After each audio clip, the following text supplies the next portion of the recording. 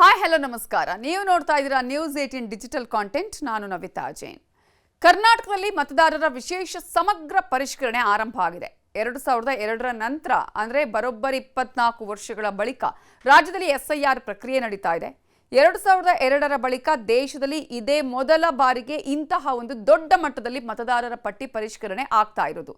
June 30ರಿಂದ ಆರಂಭ ಆಗಿ October 7ರವರೆಗೆ SIR ಪ್ರಕ್ರಿಯೆ ನಡೆಯುತ್ತೆ. ಮೊದಲ ಹಂತದಲ್ಲಿ ಮತದಾರರು ಎನ್ಯುಮರೇಷನ್ ಅರ್ಜಿಯನ್ನು ಭರ್ತಿ ಮಾಡಬೇಕಾಗುತ್ತೆ. ಸೊ ಇದಕ್ಕಾಗಿ ಜೂನ್ 30ರಿಂದ ಜುಲೈ 29ರವರೆಗೂ ಕೂಡ ಅವಕಾಶ ನೀಡಲಾಗಿದೆ.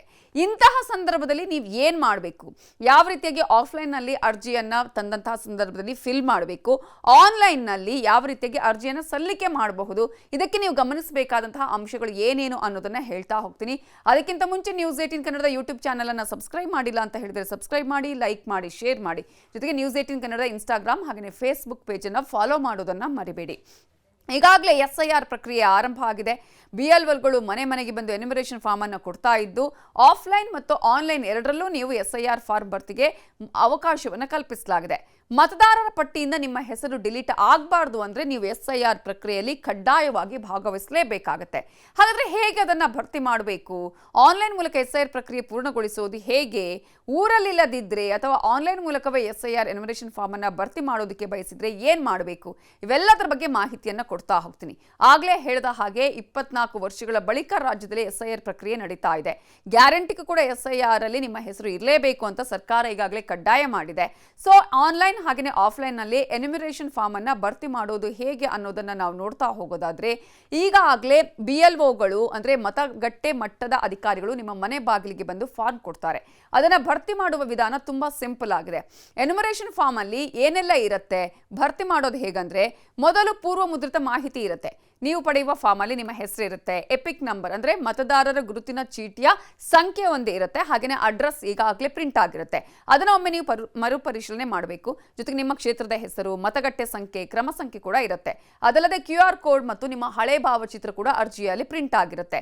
ನಿಮ್ಮ BLO ಹೆಸರು ಹಾಗೂ ಅವರ ಸಂಖ್ಯೆ ಕೂಡ ಮೊದಲೇ ಮುದ್ರಣ ಆಗಿರುತ್ತೆ.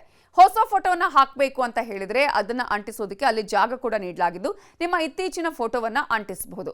ಇನ್ನು ಮ್ಯಾಪಿಂಗ್ ಪ್ರಕ್ರಿಯೆ ಹೇಗೆ ಅಂತ ಹೇಳಿದ್ರೆ, ಒಂದು ವೇಳೆ ನೀವು 2002ರ ಎಸ್ಐಆರ್ ಪ್ರಕ್ರಿಯೆಯಲ್ಲಿ ಇರದಿದ್ರೆ ನಿಮ್ಮ ಕುಟುಂಬದ ಹಿರಿಯರ ಅಂದರೆ ತಂದೆ, ತಾಯಿ, ಪತಿ ಜೊತೆಗೆ ಮ್ಯಾಪಿಂಗ್ ಮಾಡಬೇಕಾಗತ್ತೆ. 2002ರ ಎಸ್ಐಆರ್ ಪ್ರಕ್ರಿಯೆಯಲ್ಲಿ ಭಾಗವಹಿಸಿದ್ರೆ ನಿಮ್ಮ ವಿವರಗಳನ್ನು, ನಿಮ್ಮ ತಂದೆ, ತಾಯಿ, ಪತಿಯ ವಿವರಗಳನ್ನು ಕೂಡ ಅಲ್ಲಿ ಭರ್ತಿ ಮಾಡಬೇಕಾಗತ್ತೆ. ಜೊತೆಗೆ ನಿಮ್ಮ ಅಸೆಂಬ್ಲಿ ಕ್ಷೇತ್ರ ಯಾವುದು, ಮತಗಟ್ಟೆ ಸಂಖ್ಯೆ ಯಾವುದು, ಆ ಕ್ರಮ ಸಂಖ್ಯೆಯನ್ನು ಕೂಡ ಅಲ್ಲಿ ನಮೂದು ಮಾಡಬೇಕು. ಜೊತೆಗೆ ಒಂದು ಅಗತ್ಯವಾದ ವಿವರಗಳಿರುತ್ತೆ. ನಿಮ್ಮ ಆಧಾರ್ ನಂಬರನ್ನು ನಿಮಗೆ ಆಪ್ಷನಲ್, ಅದು ಕೊಡಲೂಬಹುದು, ಕೊಡದೆ ಇರಲೂ ಕೂಡ ಬಹುದು. ಆದರೆ ಮೊಬೈಲ್ ನಂಬರನ್ನು ಕಡ್ಡಾಯವಾಗಿ ನೀವು ಅಲ್ಲಿ ಮೆನ್ಷನ್ ಮಾಡಲೇಬೇಕಾಗುತ್ತೆ.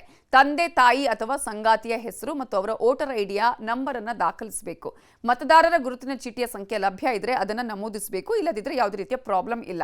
ಆದರೆ ಇಲ್ಲಿ ಗಮನಿಸಬೇಕಾಗಿರೋದು, ನೀವು ಮನೆಯಲ್ಲಿ ಇಲ್ಲದಿದ್ರೂ ಸಹ ನಿಮ್ಮ ಕುಟುಂಬದ ಯಾರೇ 18 ವರ್ಷ ಮೇಲ್ಪಟ್ಟ ಸದಸ್ಯರು ನಿಮ್ಮ ಮಾಹಿತಿಯನ್ನು ಕೊಟ್ಟು ಸಹಿ ಮಾಡಿ BLOಗಳಿಗೆ ಕೊಡಬಹುದು. ನೀವೇ ಇರಬೇಕು ಅನ್ನೋದೇನು ಕಡ್ಡಾಯ ಇಲ್ಲ. ನೀವು BLOಗಳಿಗೆ ಇಷ್ಟು ಮಾಹಿತಿ ಕೊಟ್ಟರೆ ಸಾಕು, ಅಲ್ಲಿಗೆ ನಿಮ್ಮ ಕೆಲಸ ಮುಗಿಯುತ್ತೆ.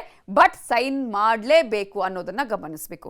ಇದು ಆಫ್ಲೈನ್ ಇಲ್ಲ ಆಯಿತು. ಇನ್ನು ಆನ್ಲೈನ್ ಅಲ್ಲಿ ಎಸ್ಐಆರ್ ಪ್ರಕ್ರಿಯೆ ಯಾವ ರೀತಿಯಾಗಿರುತ್ತೆ, ಎನ್ಯುಮರೇಷನ್ ಫಾರ್ಮ್ ಅನ್ನು ಹೇಗೆ ನಾವು ಭರ್ತಿ ಮಾಡಬೇಕು ಅಂತ ನೋಡೋದಾದ್ರೆ, ಮೊದಲಿಗೆ ಚುನಾವಣಾ ಆಯೋಗದ ಅಧಿಕೃತ ವೆಬ್ಸೈಟ್ ಸಿಟಿಜನ್ ಸರ್ವಿಸ್ ಪೋರ್ಟಲ್ ಅಥವಾ ಮೊಬೈಲ್ ಆಪ್ ಮೂಲಕ ಕೂಡ ನೀವು ಸುಲಭವಾಗಿ ಭರ್ತಿ ಮಾಡಬಹುದು.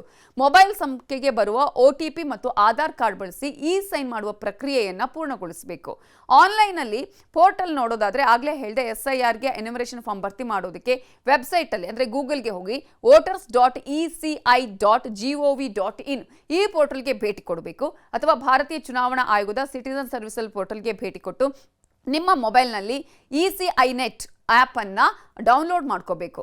ಇನ್ನು ನೀವು ಚುನಾವಣಾ ಆಯೋಗದ ವೆಬ್ಸೈಟ್ಗೆ ಭೇಟಿ ಕೊಟ್ಟಾಗ ಆರಂಭದಲ್ಲೇ ಫಿಲ್ ಎನ್ಯುಮರೇಷನ್ ಫಾರ್ಮ್ ಅನ್ನುವ ಆಯ್ಕೆ ಸಿಗುತ್ತೆ ನಿಮಗೆ. ಅದನ್ನು ಕ್ಲಿಕ್ ಮಾಡಿ ಲಾಗಿನ್ ಮಾಡಿ. ನಿಮ್ಮ ಎಪಿಕ್ ನಂಬರ್ ಅಥವಾ ಮೊಬೈಲ್ ನಂಬರ್ ಬಳಸಿ ಲಾಗಿನ್ ಆಗಿ ನೀವು ಕ್ಯಾಪ್ಚಾ ಎಂಟ್ರಿ ಮಾಡಬೇಕಾಗತ್ತೆ. ಆನಂತರ ನಿಮ್ಮ ವೋಟರ್ ಐಡಿಗೆ ಮೊಬೈಲ್ ನಂಬರ್ ಲಿಂಕ್ ಆಗಿದ್ರೆ ಮಾತ್ರ ಮೊಬೈಲ್ ಸಂಖ್ಯೆ ಮೂಲಕ ನೀವು ಲಾಗಿನ್ ಆಗಬಹುದು.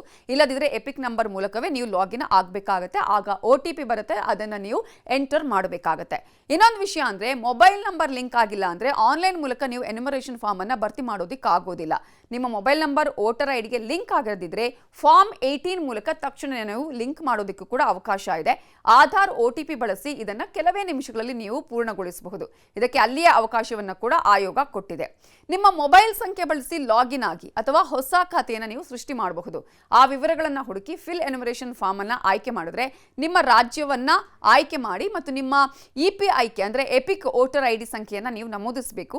ಮೊಬೈಲ್ ಪರಿಶೀಲನೆ ಹೇಗೆ ಅಂತ ನೋಡೋದಾದ್ರೆ ನಿಮ್ಮ ಮತದಾರರ ಚೀಟಿಗೆ ಲಿಂಕ್ ಮಾಡಲಾದ ಮೊಬೈಲ್ ಸಂಖ್ಯೆಗೆ ಬರುವ OTP ಅನ್ನ ನೀವು ಅಲ್ಲಿ ಮೆನ್ಷನ್ ಮಾಡಿ ನಿಮ್ಮ ಹಿಂದಿನ ಮತದಾರರ ಪಟ್ಟಿಯ ವಿವರಗಳು ಆಗ ಅಲ್ಲಿ ಓಪನ್ ಆಗುತ್ತೆ. ನಿಮ್ಮ ಆಧಾರ್ ಕಾರ್ಡ್ ಅಲ್ಲಿರುವ ಹೆಸರು ವೋಟರ್ ಐಡಿಯಲ್ಲಿರುವ ಹೆಸರು ಒಂದೇ ಆಗಿದೆಯಾ ಅಂತ ಖಚಿತಪಡಿಸಿಕೊಳ್ಳಿ. ಇನ್ನು ಮೊಬೈಲ್ ಲಿಂಕ್ ಆದ ಬಳಿಕ ಆನ್ಲೈನ್ ನಲ್ಲಿ SIR ಫಾರ್ಮ್ ಅಲ್ಲಿ ಎಲ್ಲಾ ಮಾಹಿತಿಯ ಪ್ರಶ್ನೆಗಳಿರುತ್ತೆ.